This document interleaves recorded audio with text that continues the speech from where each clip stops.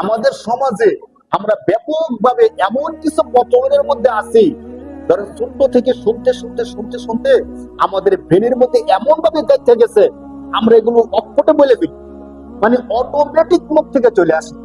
ধরেন কোন ব্যক্তির নাম, আমরা দুইজন ব্যক্তি বসে বসে আলোচনা করতেছি, এমন সময় বললাম আব্দুর রহিম খুব ভালো ব্যক্তি, সে কিন্তু সমাজের মধ্যে দান করে সবকিছু করে। এই আব্দুর রহিমের নাম বলছি না, এই বলার সাথে সাথে আব্দুর রহিম চলে আসছে। তখন আমরা কি বলি বলেন তো? আর তোর হায়াত অনেক দিন, ওই মাসের হায়াত, মাত্র তোর নামটা বললাম আর তুই সাথে সাথে চলে আসলি। দেখেন সবাই এইভাবে ব্যাপকভাবে বলে কিনা, মানে তার নাম নেওয়ার কারণে সে চলে আসছে, আর চলে আসার কারণে তার হায়াত অনেক দীর্ঘদিন বাঁচবে। এই বিষয়টা ওই যে আল্লাহ রাসূল বলছে, কেউ যদি এমন ধারণা করে সে যদি শিরিক করলো, কারণ হায়াত কমানোর বাড়ানোর ক্ষমতা কার? ওই তার নাম বলছে আর সে চলে আসছে, এই জন্য তার হায়াত অনেক বেশি। আর সে যদি না আসতো তাহলে তার হায়াত কম, এই ধারণা যদি কেউ পোষণ করে তাহলে সে যদি শিরিক করলো। এই কথা কার? আল্লাহ রাসূল বলতেছেন, কেউ যদি এমন ধারণা করে তাহলে সে যদি কি করলো বিষয়টা।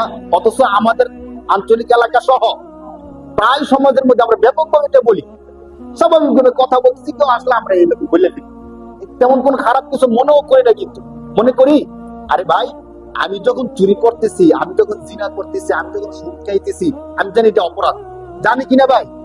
তো আমি কোনো না কোনো একদিন হলে তওবা করব। বিষয়টার গভীরতাটা একটু বুঝেন, মানে চুরি করছি, জিনা করছি, ডাকাতি করছি, আমি জানি এটা অপরাধ, কোনো না কোনো একদিন তওবা করার নিয়ত করে রাখি কিন্তু সবাই মুসলমান।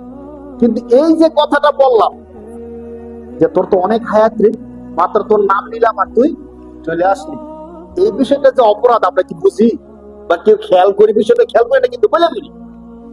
তাহলে এই বিষয়টা যে অপরাধ, শিরিকের পর্যায়ে চলে গেছে, আমি বুঝি না, না বুঝার কারণে আমি তওবাও করি না। তো তওবা না করে যদি মারা যায়, আমার অবস্থাটা